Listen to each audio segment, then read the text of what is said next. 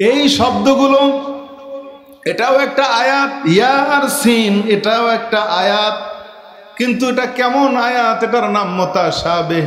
যারা আরবি বোঝেন তাদের জন্য, আর যারা আমরা আরবি বুঝি না, কোরআনের ব্যাখ্যা বিশ্লেষণ জানি না, তাদের বক্তব্য হচ্ছে মুতাশাবিহ হচ্ছে ওই জিনিস যার মর্ম আল্লাহ বা রাসূল ছাড়া কেউ জানে না। সুবহানাল্লাহ। কোরআন আল্লাহর লেখা চিঠি। এই চিঠি যাকে দিয়েছেন নবী মুহাম্মদ, তাকে তিনি বুঝিয়েছেন, উনি জানেন, আর আমরা জানি না। অথবা মুতাশাবিহের আরো একটা জটিল অর্থ আছে যে আল্লাহু আ'লামু বিল মুরাদ বিহি অথবা বিমুরাদিহি বিযালিক। এর মূল অর্থ কি আল্লাহই ভালো জানে, আমাদের দায়িত্ব শুধু ঈমান আনা, যেটা আল্লাহর পক্ষ থেকে। বলেন সুবহানাল্লাহ। এই হরফে মুকাত্তাত গুলো একটা কোরআনের তালা, এমন জটিল তালা আল্লাহ লাগিয়ে দিয়েছেন তাম বিশ্ববাসীর মুখে। জ্ঞানী গুণী পণ্ডিত দার্শনিক সাহিত্যিক যত বড় পণ্ডিত হও, যত বড় বিজ্ঞানী হও, পারলে বলো এগুলো কি। অর্থাৎ এই মুতাশাবিহ দিয়ে আল্লাহ তাআলা দুনিয়ার জ্ঞানী গুণীদেরকে অক্ষম করে দিয়েছেন, বিকল করে দিয়েছেন। কিয়ামত পর্যন্ত কোটি কোটি বছর গবেষণা করলেও এর সঠিক অর্থ কেউ উদ্ধার করতে পারবে না। এজন্য কোরআনের এটা একটা মুজিজা। বলেন সুবহানাল্লাহ। এগুলো দিয়ে কি বোঝায়? কেউ কেউ বলেছেন ইয়াসিন দিয়ে নবী মুহাম্মদ সাল্লাল্লাহু আলাইহি ওয়াসাল্লামকে বোঝায়। অর্থাৎ নূর নবী মুহাম্মদ সাল্লাল্লাহু আলাইহি ওয়াসাল্লামের একটা নাম হচ্ছে ইয়াসিন। এজন্য আমরা এই ব্যাখ্যা রেখে, এই ব্যাখ্যা বুঝে আমরাও আমাদের আত্মীয় সন্তানদের নাম রাখি ইয়াসিন। কি নাম রাখি না? কারণ একটা ব্যাখ্যা পাইছি যেটা নবীর নাম। এটা কি? নবীর নাম। এজন্য আমরাও এটা দিয়ে আমরা সন্তানদের নাম রাখার সুযোগ পেয়েছে। আলহামদুলিল্লাহ। কোন কোরআন একটা জটিল মুজিজা। ইয়াসিন দুইটা অক্ষর, বলেন কয়টা? এখন যদি একটু বিজ্ঞানীরা গবেষণা করে টোটাল সূরাটা তল্লাশি দেয়, তারা দেখবে ইয়াসিন সূরার মধ্যে ইয়া আর সিন মোট আছে 285টা। সুবহানাল্লাহ। কোন কয়টা আছে? 285। এর 19 দিয়া ভাগ দিলে নিঃশেষে বিভাজ্য হয়ে যাবে। কি হয়ে যাবে? নিঃশেষে বিভাজ্য হয়ে যাবে। 19-এর একটা বন্ধন আছে। শুধু এর উপরে আলোচনা করলে ঘন্টা তিনেক সময় লাগবে, সেটা আমার করার সময় নেই, সেটা আমার উদ্দেশ্য নয়, এবং ও দিয়ে শুরু করলে শেষও করা যাবে না। আর ওইসব গাণিতিক মারপ্যাচ এই সাধারণ মজলিসে বলার কোনো অর্থ থাকে না। ওটা দুনিয়ার জ্ঞানী বিজ্ঞানিক যারা কোরআনকে অস্বীকার করে, যারা কোরআনকে মানতে চায় না। কদিন আগেও দেখেছেন, মাত্র 2-3 দিন আগে এক হিন্দু যুবক কোরআনকে অপমান করে, কোরআন মাটিতে রেখে, ফ্লোরে রেখে, তারপর কোরআনের উপরে উঠে দাঁড়িয়ে আবল তাবল বকতেছে। বলেন না নাউজুবিল্লাহ।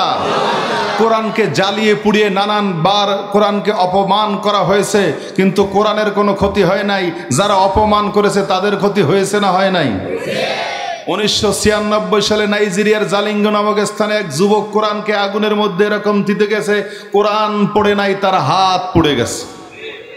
কথা বলেন, প্রমাণ আছে না নাই? যেটা ওই সময় আমরা কবিতার মাধ্যমে আব্দুল হালিম পটুয়াখালীর এক পথচারী, যাদেরকে চারণ কবি বলা হয়। কি বলা হয়? চারণ কবি। মানে হাঁটতে হাঁটতে বলতে পারে, গাইতে পারে, লিখতে পারে, চরণে চরণে চারণ তৈরি করে, ছন্দ তৈরি করে, এদেরকে চারণ কবি বলা হয়। মানে এটা কোনো বড় সাহিত্যিক নয়, নিজেরা নিজেদের মতো কিছু ফুটাইয়া তুলতে পারে, এদেরকে বলা হয় চারণ কবি। ওই আব্দুল হালিম তখন লিখেছিল কি, আমার মনে আছে 96 সালে, আমি ছোট্ট শিশু, ওই সময় কি গান গাইয়া পটুয়াখালী শহরে শহরে কবিতা বেচছে। কিরকম? একবার এক লোকে মনের ক্ষোভে পাক কোরআন ধরিয়া আগুনের সামনে নিচে দিতে পোড়াইয়া, সে হয় বিধর্মী লোক, সে হয় বিধর্মী তো অন্তরে শোক লেগে গেল তার, আল্লাহ তাআলার গুণের কথা করিনু প্রচার, তখন আল্লাহ পাকে সেই কোরআনকে অদৃশ্য করিয়া পরিবর্তে হাত দুইটিরে দিছে পোড়াইয়া, বলবো সেই কাহিনী। এইগুলো চারণ কবি। কেমনে কাহিনী ঘটছে এইগুলা বাজারে বাজারে হাইটা হাইটা বইলা বিক্রি করছে। এই ছোটবেলায় আমাদের দেখেছি। এরকম বিভিন্ন জায়গায় যারা কোরআনকে অপদস্থ করেছে, কোরআনকে অপমানিত করেছে, দুনিয়াতেও লাঞ্ছিত হয়েছে, আখেরাতেরটা তো জমা আছেই, বলেন ঠিক কিনা? আমরা যারা কোরআনের আকর্ষণে এসেছি, আমাদের দাবি হচ্ছে এই বাংলার জমিনে যারা কোরআনকে এবং নবী মুহাম্মদকে অপমান করে তাদেরকে শাস্তির রাষ্ট্রীয় আইন আমরা চাই। কারা কারা চাই? নারায়ে তাকবীর। এই বাংলায় নাস্তিকদের কোনো ঠাঁই? এই বাংলা মুসলমানের বাংলা। বলেন কিসের বাংলা? আমরা স্পষ্ট করে জানিয়ে দিতে চাই, এই দেশ ব্রিটিশ থেকে ভাগ হয়েছে, ভারত থেকে ভাগ হয়েছে। কেউ কেউ বলতেছে ধর্মীয় পরিচয় নয়, অথচ এটা ব্রিটেনিকায় বলেন, এটা গিনেস বুকে বলেন, এবং এটা বিশ্বকোষ তথ্যে বলেন, যত ধরনের বিশ্বকোষ আছে সমস্ত বিশ্বকোষে স্পষ্ট করে লেখা যে এই দেশ ভূখণ্ড ভাগ হয়েছে ধর্মের ভিত্তিতে। বলেন কিসের ভিত্তিতে? না হয় ওই পাকিস্তান আর এই বাংলা এর মাঝখানে ব্যবধান, জায়গার মিল নাই, তারপরে দুইটাকে পূর্ব পাকিস্তান পশ্চিম পাকিস্তান একত্র করে আলাদা করা হয়েছে এই ভিত্তিতেই। ওরাও মুসলমান, এরাও। কথা বলেন, এটা কি বই পড়ে পাওয়া লাগবে না এমনি আমাদের মাথায় ধরে? কথা বলেন, এটা কি সত্য না মিথ্যা? সুতরাং মুসলমানদের এই বাংলা ভূখণ্ড হিন্দুত্বের পরিচয় নয়, হিন্দুত্বের পরিচয় হিন্দুস্তান, আর মুসলমানের পরিচয় হচ্ছে এই বাংলা। ঠিক কিনা কথা কন? সুতরাং পশ্চিম বাংলার পূর্ব বাংলা সে পাকিস্তান আলাদা অংশ হয়ে গেছে, তাদের অংশ এখন কেটে দিলাম বাদ, কিন্তু আমরা বাংলায় বেশিরভাগ মানুষ 90% মানুষ মুসলমান। এরপর যদি বলি যে না ধর্মীয় পরিচয় আমাদের পরিচয় নয়, এটা কি সঠিক কথা হবে না ভুল হবে? কথা বলেন, সঠিক কথা হবে না ভুল হবে?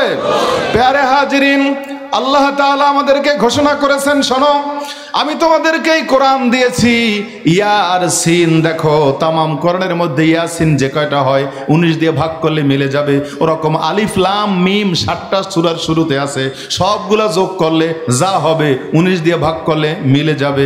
যেমন বিসমিল্লাহির রহমানির রহিম লিখতে 19টা অক্ষর লাগে। এই বিসমিল্লাহর মধ্যে আবার এসএম আছে, আল্লাহ আছে, রহমান আছে, রাহিম আছে, 4টে শব্দ। কয়টা আছে? বিসমিল্লাহির রহমানির কয়টা শব্দ? 4টে শব্দ। এই 4টে শব্দের মধ্যে এসএম আছে কোরআন শরীফে 19 বার, 19 দিয়ে ভাগ করলে মিলবে। আল্লাহ আছে 2698, 2698 বার, এটা 19 দিয়ে ভাগ করলে মিলে যাবে। রহমান শব্দ আছে 114 বার, 114 বার 19 দিয়ে ভাগ করলে মিলে যাবে। এরকম রহিম শব্দ আছে আবার 19 বার, এটাও মিলে যাবে। প্রত্যেকটা শব্দ যতবার বলেন সব মিলে যাবে। বলেন না সুবহানাল্লাহ। প্যারে হাজিরিন, এরকম করে করে কোরআনের যে মুআজিজাগুলো তা নিয়ে যুগে যুগে অনেক বই লেখা হয়েছে। ফুরফুরা দরবার শেখে, ফুরফুরা দরবার দারুস সালাম ঢাকা থেকে এখানে একটা প্রকাশনা করা হয়েছে। সেই বইটার নাম দিয়েছে কম্পিউটারে আল কোরআন। বলেন কি নাম? কম্পিউটারে আল কোরআন। এই বইটা যদি কারো থাকে ওটার থেকে পড়তে পারেন, বাইতুল মোকাররম থেকে কিনতে পারেন, বাংলা বাজার থেকে কিনতে পারেন, তাহলে পড়ে দেখতে পারবেন যে কোরআনের মুআজিজা গাণিতিক কত আছে। কম্পিউটার আবিষ্কার করার পরে তারা কি কি তথ্য দিয়েছে, কিয়ামত পর্যন্ত তামাম দুনিয়ার মানুষ আর জিন ইনসান একত্র হইলেও কোরআনের সমকক্ষ কোরআন কেন বানাইতে পারবে না, তার কিছু তথ্য ওখানে দেওয়া আছে। বলেন সুবহানাল্লাহ। আল্লাহ তাআলা এটা বলেছেন কোরআনে, قُلْ إِنِ اجْتَمَعَتِ الْإِنسُ وَالْجِنُّ عَلَىٰ أَن يَأْتُوا بِمِثْلِ هَٰذَا الْقُرْآنِ لَا يَأْتُونَ بِمِثْلِهِ وَلَوْ كَانَ بَعْضُهُمْ لِبَعْضٍ ظَهِيرًا। আল্লাহ বলছেন, যদি তামাম জিন এবং ইনসান একত্র হয়, এরপর যদি কোরআন লেখার জন্য তারা চেষ্টা করে, একে অপরকে সহযোগিতা করে, তারা লা ইয়াতুনা বিহি, এই কোরআনের সমান কোনো বই লিখতে পারবে না। বলেন সুবহানাল্লাহ। If jinn and mankind should combine together for bring up a Quran, they will never bring out it. কখনো তারা এটা আনতে পারবে না। ওয়ালাউ কানা বা'দুহুম লিবা'দিন যাহিরা, if one of them are aiders of either, যদি তারা পরস্পরের সহযোগিতাও করে, কোরআনের সমকক্ষ কোরআন কোনো বানাইতে পারবে? এটা আমি আমার গানে আমি নিজে ছন্দটা এই ব্যাখ্যায় লিখেছিলাম, ঐক্যবদ্ধ হয় যদি পৃথিবীর জিন ইনসান, তবুও বানাইতে পারবে না এমন এক কোরআন। কথা বলেন ঠিক কিনা? আসমানি কিতাবের মধ্যে কোরআনটা তামাম, অক্ষত অবিকৃত সুরক্ষিত কালাম, করতে পারবে না কেউ কোনো পরিবর্তন জারি, আল্লাহ তাআলা নিজেই ইহার সংরক্ষণকারী। কথা বলেন ঠিক কিনা? আগুনে পোড়ায়, অপমান করে, কোরআন হক এটার প্রমাণ। যদি কোরআন হক না হতো তাহলে কোরআনের শত্রু থাকতো না। বলেন ঠিক কিনা? পৃথিবীতে আজ পর্যন্ত কোন দেশে কোন মুসলমান অপমান করে গীতা পড়াইছে খবর হয়েছে? বাইবেল পড়াইছে খবর হয়েছে? জিন্দাবেস্তা পড়াইছে খবর হয়েছে? এরকম যত ধর্মগ্রন্থ পৃথিবীতে আছে, গীতা 4টা, ঋগ্বেদ, যজুর্বেদ, অথর্ববেদ, সামবেদ, এবং পুরাণ, মহাভারত, দীঘানিকা, উপনিষদ, পুরাণ, জিন্দাবেস্তা, ত্রিপিটক, বাইবেল, যত ধর্মগ্রন্থ মুসলমানরা অন্য ধর্মের কোন কিতাব পড়াইছে কোনো খবর আছে?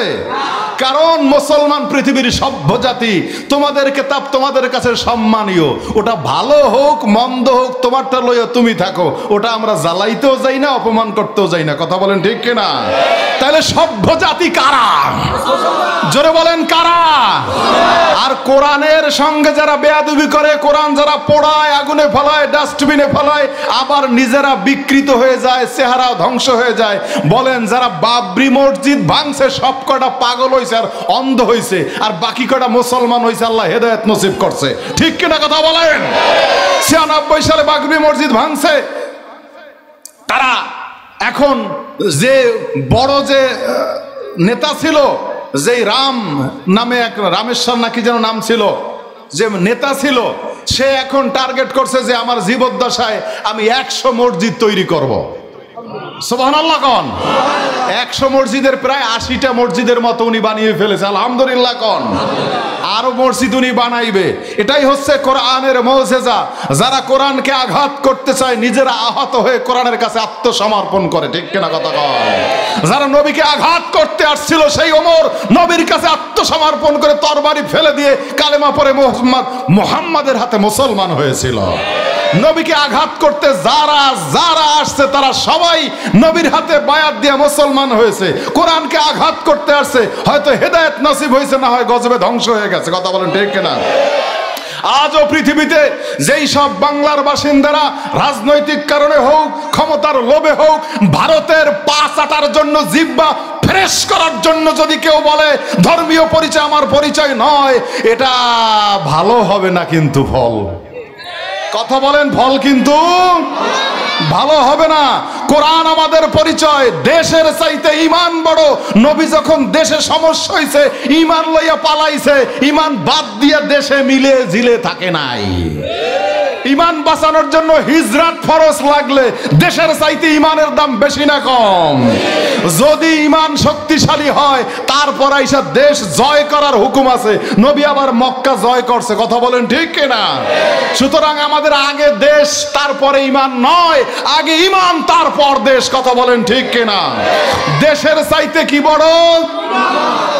দেশের চাইতে ইমান বড়, এর চাইতে আর কিছু বড় নেই। আমরা বলবো ব্যক্তির চেয়ে দল বড়। ব্যক্তি শেষ হয়ে গেল, দল টিকাইতে হইবে। দলের চাইতে দেশ বড়। দেশ ধ্বংস করিয়া দেশ ভারতের হাতে তুলে দিয়া দল বাঁচাইতে হইবে, এই দলে আমরা বিশ্বাসী। সুতরাং দলের চাইতে দেশ বড়, আর দেশের চাইতেও সর্বোচ্চ আমাদের ঈমান বড়।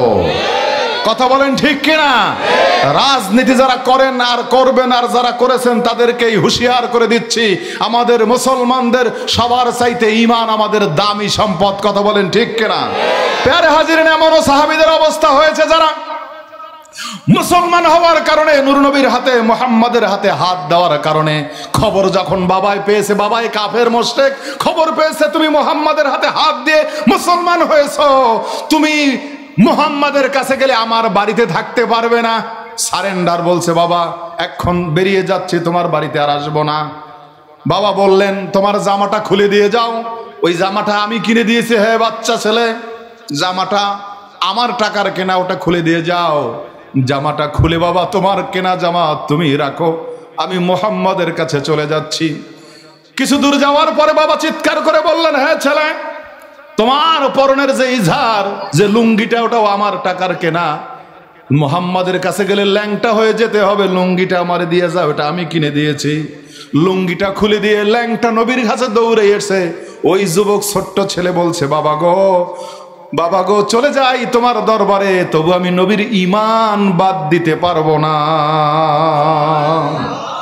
নূর নবীর কাছে ওই অবস্থায় দৌড়িয়ে গিয়ে বললেন, ইয়া রাসূলুল্লাহ, বাবা আমার পরনের লুঙ্গিটাও রেখে দিয়েছে, ওটা তার টাকার কেনা।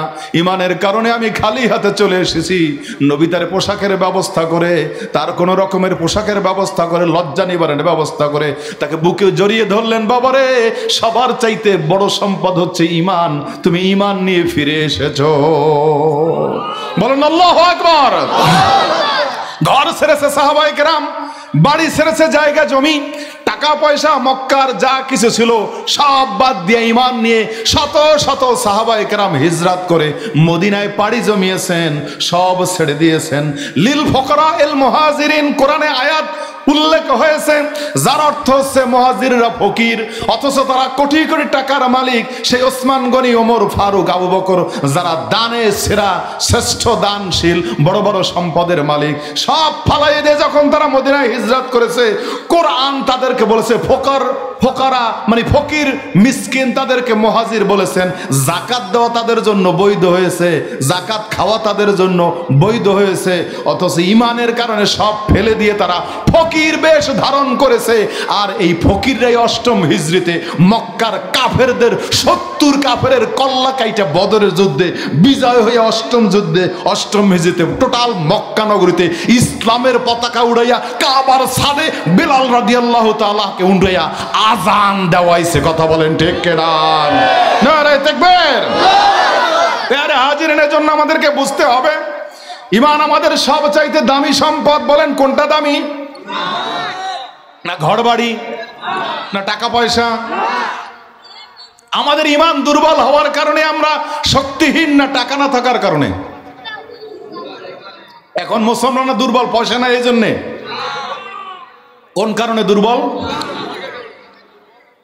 जमाना में मुअल्लिम थे, मुअज़्ज़ज़ थे, आमिले कुरान होकर, और तुम खार हुए तारिके कुरान होकर। আল্লামা ইকবাল পাকিস্তানের জাতীয় কবি উর্দুতে বললেন, দুনিয়ার মানুষ ওই জমানার মুসলমানরা কোরআন আমল করার কারণে তারা মুআল্লিম ছিল, সারা বিশ্বের গুরু ঠাকুর ছিল, সারা বিশ্বের গুরু দীক্ষাদাতা ছিল তারা, শক্তিশালী তারা, মুআজ্জাজ थे, শক্তিশালী ছিল তারা। আর তোমরা ধ্বংস হয়ে গেছো কোরআন থেকে দূরে সরে গিয়ে। কথা বলেন ঠিক কিনা? এখন মুসলমানদের টাকা নাই এই জন্য দুর্বল, পয়সা নাই এই জন্য দুর্বল। কি মুসলমানের কত টাকা আছে? এই সৌদি আরবে এক একজনের পকেটে যা থাকে তা দিয়ে বাংলাদেশের নাকি দুই একটা টিভি চ্যানেল চালানো যায়। ডাক্তার জাকির নায়েকের লেকচারে শুনলাম, উনি বলছেন, আমি তো অত চিনি না আর জানিও না, সব বুঝিও না। বাংলাদেশের আমরা এই সরসিনা চরমনাই বড় বড় দরবারে আমরা এত মানুষ, লক্ষ লক্ষ মুরিদ লইয়া আমরা একটা টিভি চ্যানেল চালু করতে সাহস করি না, আমরা পারলাম না। এগো নাকি একজনের পকেটে যা থাকে ও দিয়েই টিভি চ্যানেল চালানো যায়। এখন পর্যন্ত বাংলাদেশে বিভিন্ন জায়গায় মসজিদ ফান্ড করার জন্য, মসজিদ নির্মাণ করার জন্য যেই দানগুলা ব্যক্তিগতভাবে আসে, বিভিন্ন জায়গায় হাজার হাজার মসজিদ তৈরি হচ্ছে না, হয় না? জোরে বলেন। মুসলমানদেরকে আল্লাহ কালো সোনার অধিকারী বানিয়েছে। এত তেল, পেট্রোল, গ্যাস সেই সৌদি আরবে দেওয়া হয়েছে। তামাম দুনিয়ায় মুসলমানদের পয়সার অভাব নাই, কিন্তু এমন দুর্বল শক্তিশালী ঈমান নাই। দুর্বল, এত দুর্বল, পূর্বের কখনো এত দুর্বল মুসলমান ছিল না। আর সংখ্যার দিক দিয়ে এখন মুসলমান এত মাথা বেশি, এত মাথাওয়ালা, এত সংখ্যক মুসলমান আগে কখনো ছিল না। কথা বলেন ঠিক কিনা? এখন মুসলমান বেড়েছে সংখ্যায়, মাথায়, কিন্তু শক্তির দিক দিয়ে দুর্বল। কারণ কোরআন ছেড়ে দেওয়ার কারণে। কি বলেন ঠিক কিনা ভাইরা আমার? সুতরাং আমরা যদি আবারও কোরআনকে ধরতে পারি, কোরআনকে আমল করতে পারি, আবার আমরা বারুদের মতো আরেকবার জ্বলে উঠতে পারবো। কথা বলেন ঠিক কিনা? আজাদ করিতে এসেছিল যারা হাতে লয়ে কোরআন। কোথা সে মুসলমান, কোথা সে মুসলমান, আল্লাহতে যার পূর্ণ ঈমান। কোথা সে মুসলমান, কোথা সে মুসলমান। আল্লাহু আকবার বলেন। শিল্পী বলেছেন, কবি নজরুল আমাদের জাতীয় কবি, তিনি লিখেছেন আজাদ করার জন্য, এই বিশ্ববাসীকে আজাদ করার জন্য কোরআন হাতে নিয়ে এসেছিল সেই সব মুসলমানরা কই? ওই মুসলমান না থাকার কারণে এখন আমাদের এই দুর্দশা। কথা বলেন ঠিক কিনা? আপনারা আরেকটু সাবধান, এখন অবস্থা এমন হয়েছে ডানেও ফাঁকা নাই, এদিকেও পিছনেও ফাঁকা নাই, এদিকে আমার সামনে ফাঁকা আছে। সবাই একটু 1 মিনিট জেকে করেন লা ইলাহা, জোরে সবাই উঠবেন উঠবেন। সবাই যদি না ওঠেন তাই ইয়া নবী সালাম আলাইকে কম, সবার দাঁড়ানো লাগবে। তাড়াতাড়ি আন, সামনে আন, সামনে আন, সামনে আন, নাগা নাগা নাগা, একেবারে দাঁড়াইয়া বসে আছেন। এই আমার সামনে এত ফাঁকা জায়গা লাগবে না, সবাই লা ইলাহা। এই ভাই পিছনে ভাই রাগান, সামনের দিকে আসেন, বেশি সামনে বেশি স্বভাব। আসেন, ফেরেশতারা চকলেট লই আইছে, আপনারা সামনে না গেলে দেবে কেমনে? কোন তাড়াতাড়ি আন, তাড়াতাড়ি আগান আগান আগান আগান। লা ইলাহা, লা ইলাহা, লা ইলাহা। কুল দিয়া চলার পথ রাখবেন, আর ভেতর থেকে যারা আছেন সামনের দিকে আগাবেন। আবার একটু দ্রুত লা ইলাহা, লা ইলাহা, লা ইলাহা ইল্লাল্লাহু মুহাম্মাদুর রাসূলুল্লাহ সাল্লাল্লাহু আলাইহি ওয়াসাল্লাম। প্যারে হাজিরিন, এই কোরআন হাতে ধরার কারণে, কোরআন বুকে ধারণ করার জন্য, কোরআন আমল করার কারণে পূর্বের মুসলমান বিশ্ব বিজয়ী ছিল। তাদের কলিজায় কোরআন থাকার কারণে কোনো কাফের সম্রাটের ভয় তারা করতেন না। বলেন ঠিক কিনা?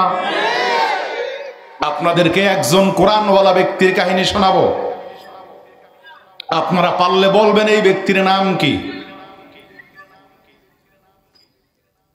আমি নাম বলবো না, না আপনারা খেয়াল করবেন। এখন যারা আছে ওরা বসতে পারবে, এদিকে পাঠাই দেন, জায়গা আছে। স্বেচ্ছাসেবক ভাইরে পাঠাই দেন, জায়গা আছে, বসার ব্যবস্থা আছে। রোম সম্রাট ওই যুগের সেরা শক্তি, যেমন এখন আমেরিকার অনেকে সুপার পাওয়ার মনে করেন, ওই যুগে রোম সম্রাট ছিল ওই রকমের সেরা শক্তির অধিকারী। একজন মুসলমান, কয়জন মুসলমান? রোম সম্রাটের প্রধান গেটে গিয়ে দাঁড়াইছে। গেটে দাঁড়াইয়া বলছে, কোমরে তরবারি একটা ঝুলানো, পোশাক অত দামি নয়, পুরানা কাপড় চোপড় পরা। একজন লোক ওখানে দাঁড়িয়ে বলতেছে, আমি রোম সম্রাটের সামনে যেতে চাই। তারা বলতেছে, তোমার এই পোশাকে রোম সম্রাটের সামনে যেতে দেওয়া যাবে না, তোমার পোশাক চেঞ্জ করতে হবে, ভালো পোশাক পরে আসতে হবে। আল্লাহু আকবার বলে সে হুঙ্কার দিয়ে বলল, কি বললি? আমি যেই পোশাক এসেছি এই পোশাকই আমি রাজার সামনে যাব। বলেন আল্লাহু আকবার। তরবারি লই আইছেন, হাব বাপ ভালো না, কারণ এই লোকটা এমন একটা লোক, এই লোকটা উহুদের যুদ্ধে 70 জন মুসলমান হত্যা করার কারিগর। ওরকম হাজার হাজার সৈন্যকে একলা জবাই করতে পারে এই রকমের শক্তিওয়ালা মানুষ। হ্যাঁ, পোশাকের যাইতে হবে, হ্যাডাম কি কমছে নাকি? কথা কন না কেন? আমি যেইভাবে আসছি সেইভাবে যাব। তারা বলতেছে, তাইলে আসো। এখন সামনে আগাই দেখে গেট এমন নিচু করা, মাথা নয় এমনে যাইতে হইবে। উনি বলতেছে, আমার এই মাথা নত করতে পারবো না, গেট ভাঙো। আল্লাহু আকবার বলেন। রোম সম্রাটের গেট কি করতে কয়? ভাঙো। আমি মাথা খাড়া করে ঢুকবো, মাথা নোয়া ঢুকবো না। কারণ পাগল নাকি? এরকম গেট আছে বহু, সামনে আরো 8-10টা গেট আছে, সব গেট গুলো এইরকম, সবগুলো ভাঙবি। আল্লাহু আকবার বলেন না মুসলমান? কি রে আল্লাহু আকবার কইবেন কি পরের দিন? হ্যাঁ, তেজ আছে নাই? থাকলে এরকম একজন বাইরান দেই দেখি, আরেক একটা বিশ্বের কাফের রাষ্ট্রের কাছে কয়জন এরকম কথা বলতে পারেন? কি কথা বলেন? আছেন নেই? 2-1 জন থাকলে দাঁড়ান। আল্লাহু আকবার কইবেন না, তাও কইবেন না। রোম সম্রাটের কাছে খবর গেল যে বাদশাহ হেরাক্লিয়াস, হারকিউলিস, বিভিন্ন নামে বলেন, তার কাছে গিয়ে খবর পৌঁছলে এরকম একজন মুসলমান ফকির আসছে, সে বলছে পোশাক চেঞ্জ করবে না, আমরা মেনে নিলাম, আসো। সে মাথা নত করবে না, সে বলছে গেট ভাঙো। এরকম একজন ফকির বলেন কি হত্যা করে ফেলবো কিনা? বাদশার কাছে অনুমতি চায় হত্যা করে ফেলবে কিনা। বাদশা বলতেছে এই পাগলরে আসতে দাও। কেমনে আসবো? সে তো আসবে না, মাথা নত করে গেট ভাঙতে কয়। বাদশা চুপ থাকলেন, আস্তে আওয়াজ দিলেন, গেট ভেঙে দাও। সবাই আশ্চর্য হল, বাদশা নামদার কি বলছেন আপনি? কয়টা গেট ভাঙবো? কতগুলো গেট আমাদের এরকম বানানো, কত দামি নকশা করে আমরা এগুলো বানিয়েছি। বাদশা চুপ থাকলেন, সবগুলো ভেঙে দাও। যারা বলেন আল্লাহু আকবার। গেটগুলো ভেঙে দেওয়া হলো। এই মুসলিম তরবারি একটা নিয়া সোজা বুক কাঁপাতে কাঁপাতে বাদশার সামনে গিয়ে হাজির হলো। যেই মাত্র বাদশার সামনে ঢুকছে, সাথে সাথে 16 জন প্রহরী আছে যারা তরবারিতে বিষ মাখাইয়া এরকম রেডি হয়ে থাকে বাদশারে প্রহারা করার জন্য। দেখেন না পাহারাদাররা কি বন্দুক এমনি ধরিয়া রেডি করে থাকে না? ওই যুগের বন্দুক তো তরবারি, কি বলেন? 16 জন তরবারি নিয়ে আসছে, আঘাত করে শেষ করে দেবে। কারণ বাদশার সামনে ঢুকছে, বাদশারে সাজদা দিয়া মাথা নত করে সম্মান দিয়ে আসে নাই, সোজা ইসা বাদশার সামনে দাঁড়াইছে। এর হুকুমি সিস্টেম সংবিধানের অনুযায়ী এর কল্লা কাইটে ফেলাইতে হইবে। বাদশা দুহাতে ইশারা দিলেন, দুই দিকে সরে যাও। আল্লাহু আকবার বলছে সবাই উজির নাজির পাশে বসা।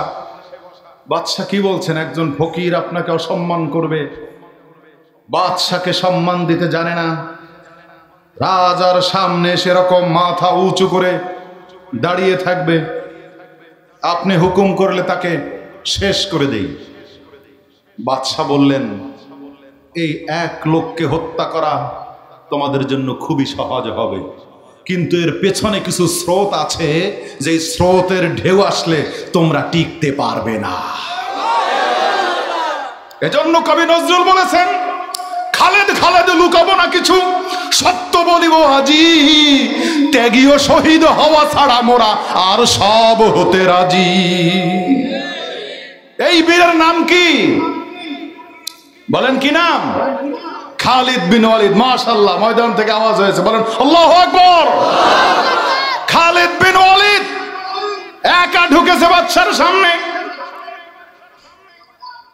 চিঠিটা নিয়ে সামনে হাজির করে দিল। হয়তো মুসলমানদের সঙ্গে সন্ধি চুক্তিতে আবদ্ধ হন যে আমরা পরস্পরে পরস্পরের মিত্র হিসেবে বেঁচে থাকবো, কেউ কারো রাজ্যে আক্রমণ করব না, এইখানে স্বাক্ষর দেন, নাইলে যুদ্ধের জন্য রেডি হন। আল্লাহু আকবার। এই হচ্ছে মুসলমান। স্ত্রী পুত্রের আল্লাহর শপি, জেহাদে যে নির্ভীক, হেসে কোরবানি দিত প্রাণ হায়, আজ তারা মাগে ভিক। কোথা সে আরিফ আল্লাহ ছাড়া ত্রিভুবনে ভয় করিত না যারা, আজাদ করিতে এসেছিল যারা, আজাদ করিতে এসেছিল যারা, হাতে লয়ে কোরআন। কোথা সে মুসলমান, কোথা সে মুসলমান। আল্লাহু আকবার। এই রকমের মুসলমান এখন আমাদের মধ্যে আছে, জোরে বলেন আছে? এই রকমের মুসলমান পয়দা করার জন্য এই মাদ্রাসা, এই নুরানি মাদ্রাসা, এই কিন্ডারগার্টেন, এই জাঙ্গালিয়া মাদ্রাসা, এই কোরআন যারা তেলাওয়াত করতে জানে না, এই বয়স্ক মানুষদের জন্য কোরআন শিক্ষার এই ব্যবস্থাকে আমরা মারহাবা জানাই, সাধুবাদ জানাই, শুভেচ্ছা জানাই, ধন্যবাদ দেই। আপনার সকলে একটা তাকবীর দেন, নারায়ে তাকবীর। কোরআন শেখা লাগবে না? লাগবে না? যারা ভুল করেছেন, কোরআন শেখেন নাই, এই ভুলের মাসুল করার জন্য তওবা পড়তে হইবে, কোরআন শিখতে হইবে। এই জন্যই নুরানি মাদ্রাসা, এই জন্যই বয়স্ক মাদ্রাসা। কথা বলেন ঠিক না? আর আপনার মতো আপনার শিশুরাও ভুল না করুক, এজন্য সময় থাকতেই তাদেরকে নুরানিতে ভর্তি করে দেওয়া। কি বলেন, রাজি আছেন? কারা কারা রাজি আছেন? নারায়ে তাকবীর। এদেরকে কই দিবেন? আগে নুরানি মাদ্রাসায় কোরআন শিখবে, হাফেজ হোক চাই না হোক, হাফেজ হোক, হাফেজ হোক চাই না হোক, অন্তত নুরানি শাখা এখানেও আছে, আলহামদুলিল্লাহ বলেন। শিশুদের জন্য নুরানিও আছে, বয়স্কদের জন্যও আছে। তাইলে আমাদের সোনায় সোহাগা, কোনো কিছুর অভাব নাই, বলেন আল্লাহু আকবার। মাদ্রাসার আরো যে হাজাত আছে, যে বাজেট আছে, মাদ্রাসা কর্তৃপক্ষের মনের মধ্যে যে নেক নিয়ত আছে, আল্লাহ তাআলা সব কিছুর ব্যবস্থা করে দেন, আমিন। এই মাদ্রাসার সভাপতি সাহেব যেই টাকার জমি দান করছে, আমি তো জিন্দেগি ভর কামাই করিয়া ওই টাকা জমাইতে পারুম না। কি ঠিক কিনা কথা কন? তার জন্য একটা তাকবীর হবে, নারায়ে তাকবীর। মহান আল্লাহ রাব্বুল আলামিন তার চেহারাকে দুনিয়া আখিরাতে উজ্জ্বল করে দেন, বলুন আমিন। ইজ্জত দান করুন, বলুন আমিন। প্যারে হাজিরিন, ঢাকা মাহফিল সুস্থ সমাজ গড়ার বিপ্লবী চেতনায়।